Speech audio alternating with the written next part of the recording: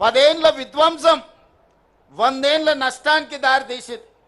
దాన్ని ఇవాళ సరిదిద్దుకుంటూ చక్కదిద్దుకుంటూ ఆనాడు చేసిన అప్పులను చెల్లించుకుంటూ తప్పులను సవరించుకుంటూ ఈనాడు పరిపాలన జరుగుతుంది.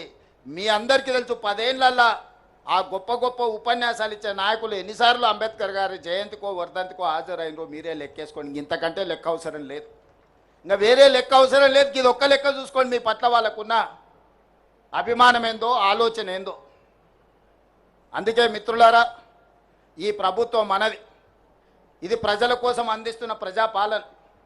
ఈ ప్రజాపాలనను కాపాడుకునే బాధ్యత మనది, ప్రజాస్వామ్యాన్ని కాపాడుకునే బాధ్యత మనది. అందుకే ఇవాళ కేంద్ర ప్రభుత్వం మహిళా రిజర్వేషన్ల గురించి, నియోజకవర్గాల పునర్విభజన గురించి, సీట్ల పెంపు గురించి కలగాపులగం చేసి మాట్లాడుతున్నారు. మహిళలకు మీరేం చేసిందని మమ్మల్ని సవాల్ విసురుతున్నారు. నేను ఒక్క మాట చెప్పదలుచుకున్నా.